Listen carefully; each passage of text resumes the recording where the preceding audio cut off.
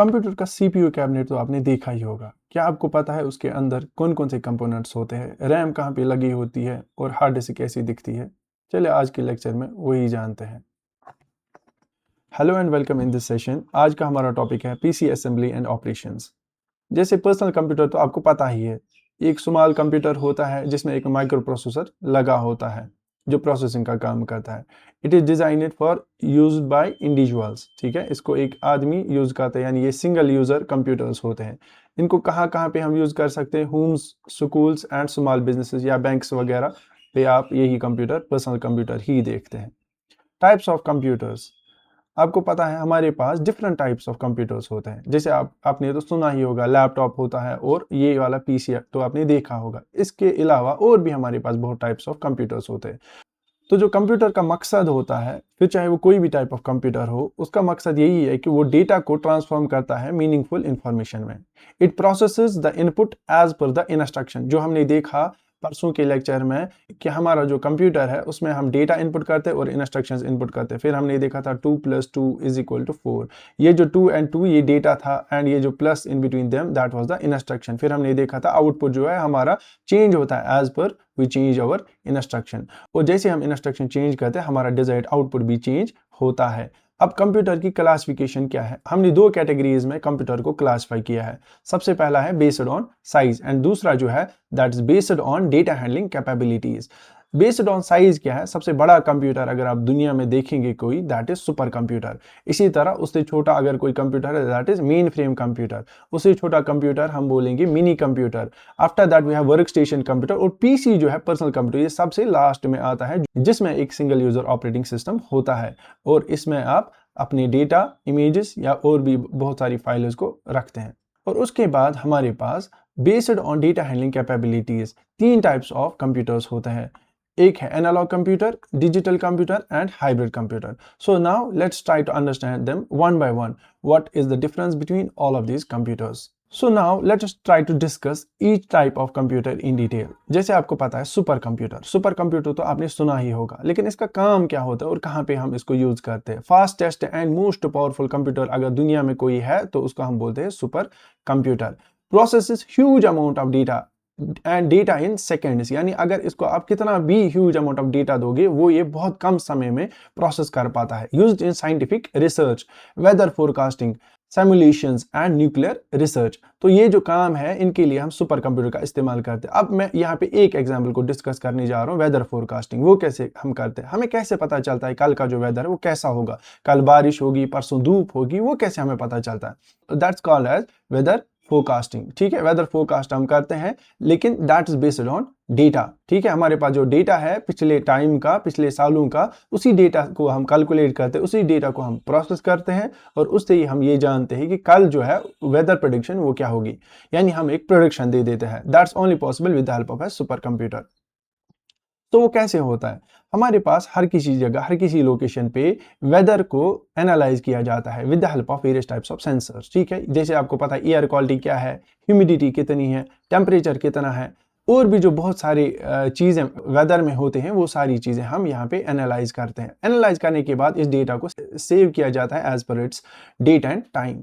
तो हम time to time इस डेटा को ले लेते हैं और इसको हम सेव करते हैं, और सेव करने के बाद क्या होता है, इसका एक पैटर्न हमारे पास आ जाता है। यानी अगर हम देखेंगे इस साल में क्या हुआ, स्टार्टिंग जनवरी से लेकर फिर फेब, फिर मार्च, फिर अप्रैल, तो ये जो कंटिन्यूसली महीने चल रहे हैं तो हर दिन का वेदर, हर टाइम का, एक एक सेकंड का वेदर हमें पता होता है। तो इसी तरह पिछले सालों का भी डेटा हमारे पास इसी हिसाब से होता है।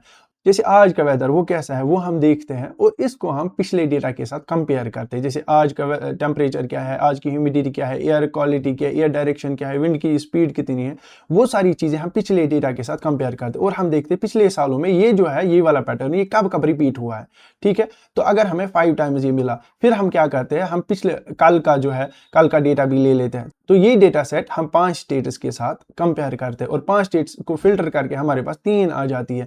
इसी तरह हम क्या करते हैं और एक दिन इसमें ऐड कर देते हैं, या एक और मंथ हम ऐड कर दें तो वो जो पैटर्न है सेम जहाँ पे फॉलो हुआ होगा वो हम इसके ऊपर जब अप्लाई करेंगे तो वहाँ पे हमारे पास एक दो रिजल्ट्स ही आएंगे और उससे हमें पता चलेगा कि ये जो सेम वेदर है ये रिपीट हुआ था पिछले सालों में किसी दिन या किसी टाइम पे। तो वहां पे हम देखेंगे कि उस टाइम पे फिर नेक्स्ट मोमेंट पे क्या हुआ था, यानी नेक्स्ट डे पे कौन सा वेदर था, उसके बाद कौन सा वेदर था। तो वो चीज़ हम वहां से कॉपी करके यहाँ पे पेस्ट कर देंगे और उससे फिर हम प्रिडिक्शन दे सकते हैं जिससे हम बता पाएंगे कि कल का जो वेदर है वो कैसा होगा। और ये ज़रूरी नहीं है कि जैसे हम बोलेंगे कल का दिन सनी होगा या परसों रेनी डे होगा, तो ये एक प्रिडिक्शन है खाली, ठीक है। ये कभी कभार सही निकल भी सकती है या कभी कभार सही नहीं भी हो सकती, लेकिन मोस्ट ऑफ द टाइम्स ये सही होती है। So it is based on data from previous years. I hope आपको थोड़ा सा कंसेप्ट मिला होगा ये वेदर फोरकास्टिंग कैसे हम करते हैं। After that we have one more type of computer that is mainframe computer. ये मेन फ्रेम कंप्यूटर क्या करता है, supports hundreds and thousands of users, ठीक है, साइमल्टेनियसली। इसका क्या मतलब है, हमने देखा है आज तक जो भी कंप्यूटर हमने चलाया है, जैसे आपने लैपटॉप चलाया होगा, कंप्यूटर चलाया होगा, उसमें आपने देखा होगा एक यूजर ही एट वंस चला पाता है। लेकिन अब हमारे पास ऐसे भी कुछ कंप्यूटर्स हैं, यानी ऐसे भी कुछ सीपीयूज हैं जिनको 100 आदमी एक बार में चला सकते हैं। तो ये जो कंप्यूटर्स हैं इनको हम बोलते हैं मेन फ्रेम कंप्यूटर। जैसे आप देखोगे कोई बड़ी सी इंडस्ट्री है, बड़ी सी फैक्ट्री है जहाँ पे 1000 की तादाद में यूजर्स होंगे।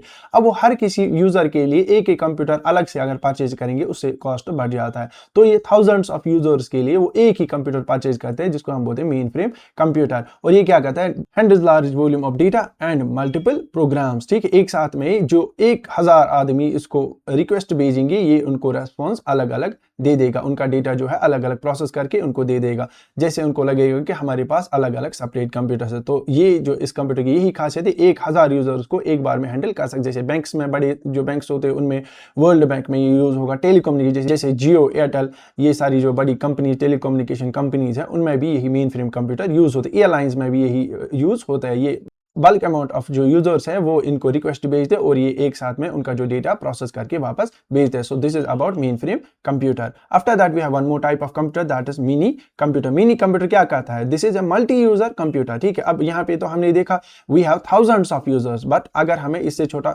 सा ही कंप्यूटर चाहिए, यानी अगर हमें यूजर्स की तादाद 1000 से कम है, 4 to 200 users at a time हम चाहते हैं, तो उस केस में हम मिनी कंप्यूटर का इस्तेमाल करेंगे। तो इसका भी यूज जो है वो बिलिंग या इन्वेंट्री में हम यूज करते हैं, जहां पे आपको पता है we have users from 4 to like around 200। तो इतने यूजर्स को ये सपोर्ट करेगा। सेम जैसे मेन फ्रेम कंप्यूटर इतने यूजर्स को रेस्पॉन्ड कर पाता है साइमल्टेनियसली, इसी तरह मिनी कंप्यूटर भी इसी तरह रेस्पॉन्ड करता है इतने सारे लोगों को। After that we have one important type of computer that is workstation computer. सबसे बड़ा कंप्यूटर सुपर कंप्यूटर, उससे छोटा कंप्यूटर मेन फ्रेम कंप्यूटर। इसी तरह आप देखोगे मिनी कंप्यूटर और work station computer. Super computer को हमने देखा ये बल्क अमाउंट ऑफ डेटा को क्या करता है, प्रोसेस कर पाता है, ये हम यूज करते हैं वेदर फोरकास्टिंग में। मेन फ्रेम कंप्यूटर हमने देखा कि जो टेलीकम्युनिकेशन कंपनीज होते हैं उनको थाउजेंड्स ऑफ यूजर्स होते हैं जिनको सर्विस देनी होती है, तो वो जो सारे यूजर्स को सर्विस देते हैं that is with the help of mainframe computer. After that we have mini computer. अगर आपको लगेगा कि our users are from 4 to like 200, तब उस केस में आप मिनी कंप्यूटर का यूज करेंगे। What is workstation computer? Workstation computer आप देखेंगे ये पर्सनल कंप्यूटर की ही तरह दिखता है, लेकिन इसमें कुछ स्क्रीन एक्स्ट्रा लगे हैं। ये किस लिए होती है?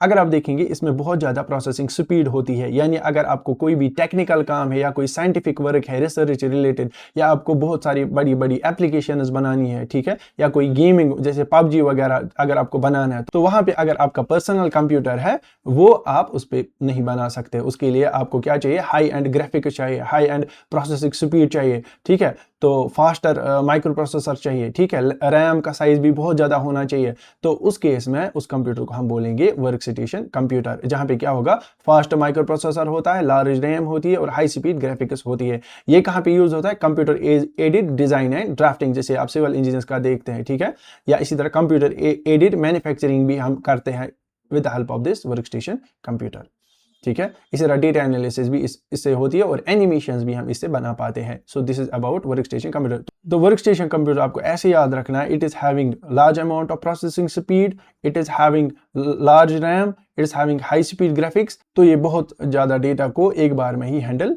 करता है, ठीक है, लेकिन टेक्निकल एंड साइंटिफिक वर्क में।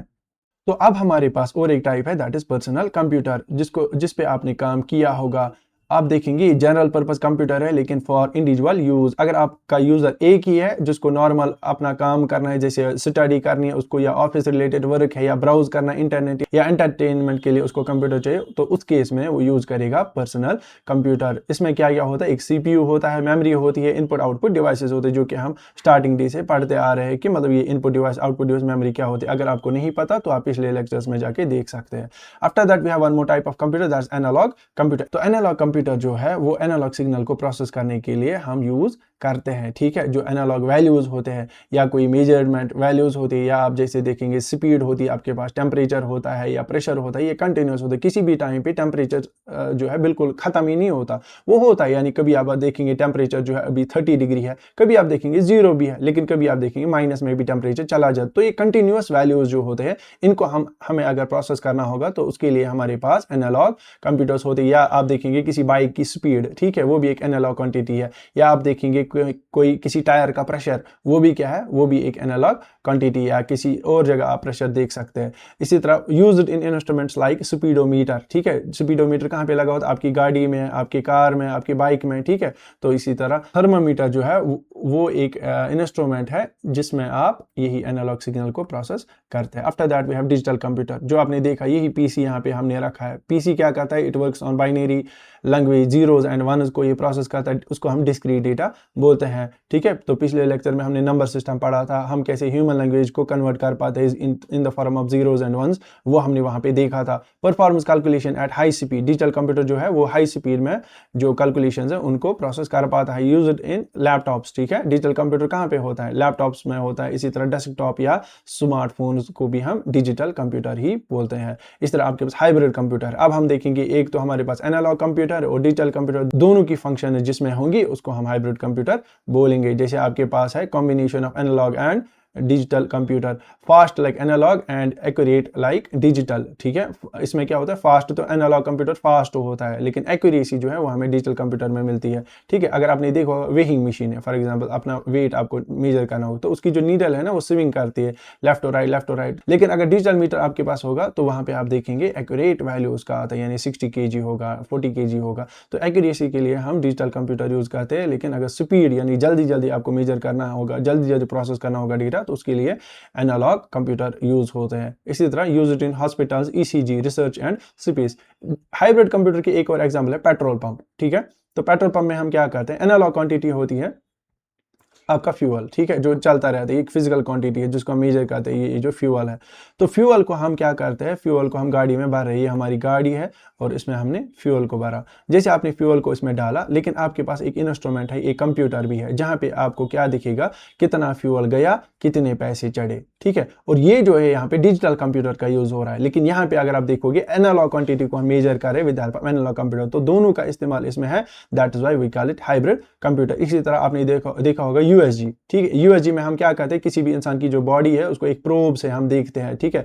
तो अल्ट्रासोनिक जो सिग्नल है वो अंदर जाती है और उसको हम मेजर करते हैं, वो एक एनालॉग क्वांटिटी है, एनालॉग सिग्नल, लेकिन उसको हम देखते हैं ऑन आवर डिजिटल कंप्यूटर, ठीक है। तो डिजिटल कंप्यूटर के जरिए हम उसको देख पाते हैं। तो हम एनालॉग सिग्नल को कभी कभार कन्वर्ट भी करते हैं डिजिटल सिग्नल में। तो वो एक एग्जांपल है हाइब्रिड कंप्यूटर की।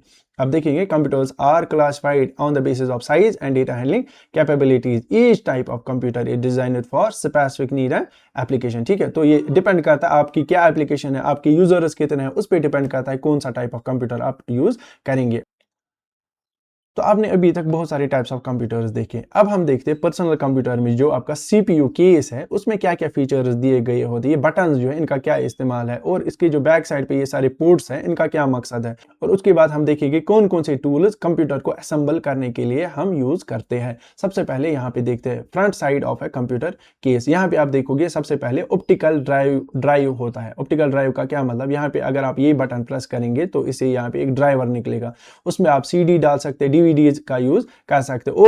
और भी यहाँ पे बेस दिए गए होते हैं। बेस यानी अगर पहले हम कंप्यूटर्स में फ्लॉपी ड्राइव्स का भी यूज करते थे, तो वहां पे यहाँ पे अगर एडिशनल आपको कुछ बे चाहिए, यानी एडिशनल आपको ये ऑप्टिकल ड्राइव चाहिए, तो उसके लिए आप ये ड्राइव बेस मैं वो इंस्टॉल कर सकते हैं। आफ्टर दैट यहाँ पे आपका एक पावर बटन है। पावर बटन क्या है? जब आप कंप्यूटर को पावर सप्लाई प्रोवाइड करते हो, लेकिन उसके बाद आपको सिग्नल जनरेट करनी होती है, जो हमने पहले लेक्चर में देखा कंप्यूटर को ऑन कैसे करते हैं। तो जैसे आपने ये बटन प्रेस किया, उसके बाद सिग्नल जनरेट होना स्टार्ट हो जाती है, आपके कंप्यूटर स्क्रीन पे कोई विंडोज का लोगो अपीयर हो जाता है। तो ये जो बटन है, ये कभी कभार तो फ्रंट साइड में होता है, कभी टॉप साइड में होता है, कभी साइड से होता है, ठीक है। ये आपको ढूंढने की जरूरत पड़ती है। After that we have one more button, that is reset button. ये हर किसी कंप्यूटर पे नहीं होता, लेकिन अगर आप देखेंगे इस वाले कंप्यूटर सिस्टम पे ये है। After that we have two ports, that is USB port, universal serial bus, जहां पे आप अपना पेन ड्राइव या कोई भी कीबोर्ड माउस इंसर्ट कर सकते। यूजुअली हम कीबोर्ड एंड माउस जो है बैक साइड में यूज करते हैं। यहाँ पे अगर आप देखेंगे हमारे पास दो पोर्ट्स हैं, जहाँ पे आप पेन ड्राइव या आप अपना कोई भी पोर्टेबल मीडिया जो है वो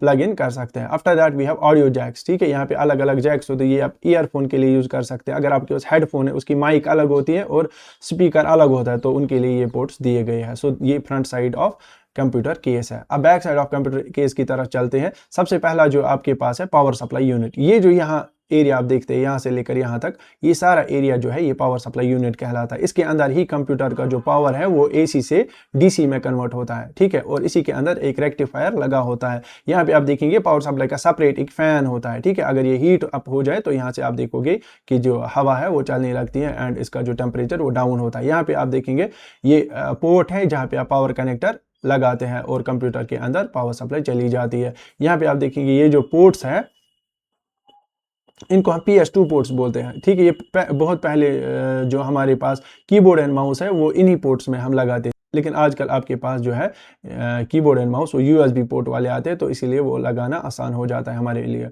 तो उसके बाद और क्या है, इनपुट आउटपुट पोर्ट्स, ठीक है। जैसे USB पोर्ट हमने देखा, PS2 पोर्ट मैंने आपको बताया अभी, वीडियो और HDMI पोर्ट आपके पास है, ठीक है। इसी तरह आप देखेंगे आपके पास है LAN और इथरनेट पोर्ट, ठीक है। ये जो यहाँ पे आप देखेंगे this is LAN and Ethernet port. ये जो है ये आपका VGA पोर्ट है, ठीक है, VGA पोर्ट है, ठीक है। इसी तरह आपके पास जो है ये यहाँ पे ये यहाँ पे HDMI पोर्ट है, ठीक है, HDMI पोर्ट।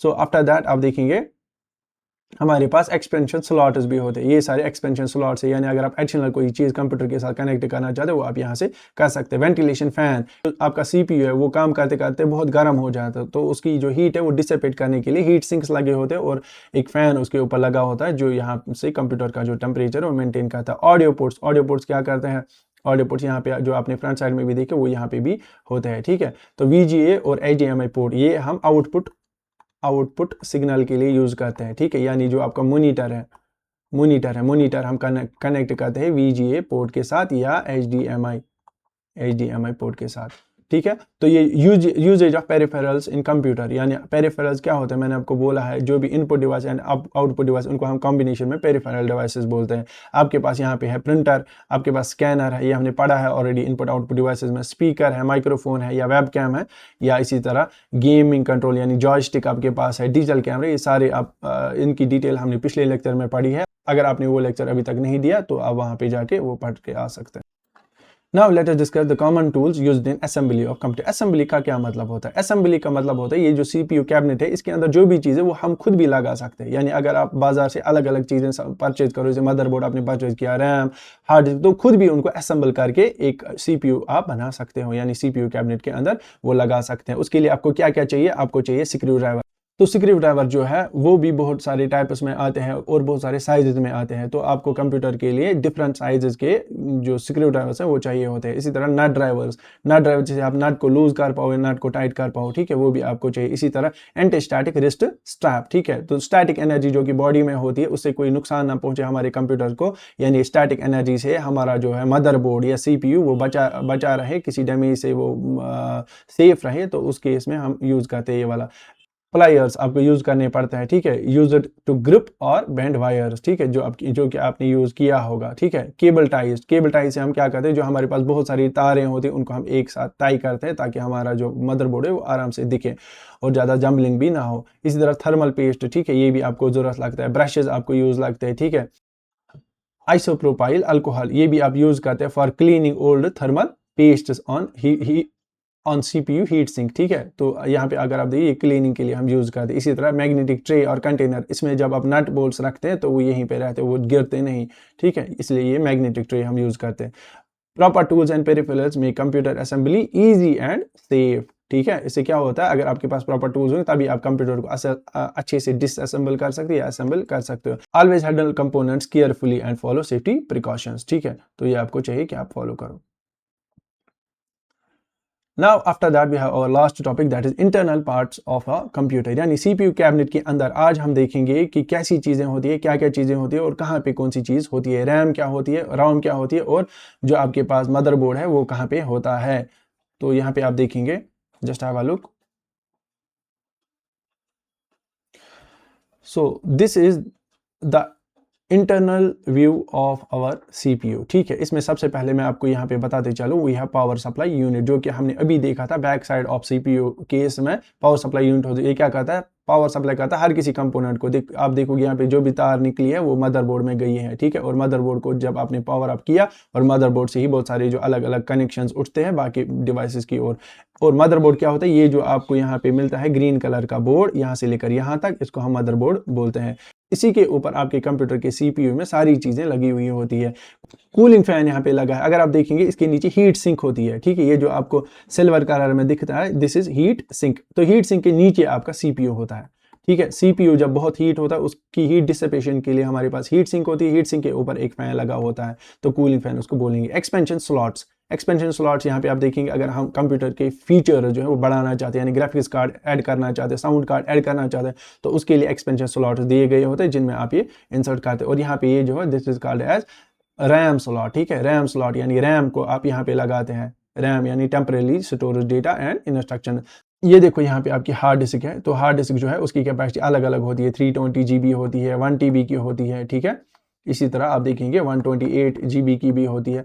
सो ये डिपेंड करता है। आजकल तो हम यूज़ करते हैं SSD भी हम इसी कंप्यूटर में इंसर्ट करते हैं। ये जो यहाँ पे स्लॉट्स दिए गए हैं, इन्हीं स्लॉट्स में हम देखते हैं SSD वाला स्लॉट भी, ठीक है। यानी यहाँ पे आप देखोगे ये जो है दिस इज SATA केबल। तो SATA केबल आपके मदरबोर्ड से डेटा लाती है आपके हार्ड डिस्क की ओर, यानी अगर आपका डेटा जो है वो प्रोसेस के लिए आपको भेजना है वो SATA केबल से ही जाएगा, ठीक है। इसी तरह जो आपके CD ड्राइवर्स लगे होते हैं, ठीक है, CD ड्राइवर्स भी आपके मदरबोर्ड की ओर कनेक्ट होते हैं with help of SATA cable, ठीक है। इसी तरह ये जो है ये कंप्यूटर का इंटरनल पार्ट आपने देखा। So this is all about today's session. I hope you have got all the concept related to computer internal architecture. और आपने देखा है कि बहुत सारे जो इनपुट डिवाइसेस आउटपुट डिवाइसेस वो कंप्यूटर में हम कनेक्ट कर पाते हैं, एंड इंटरनली वो जो है वो कनेक्ट होते हैं हमारे मदरबोर्ड के साथ।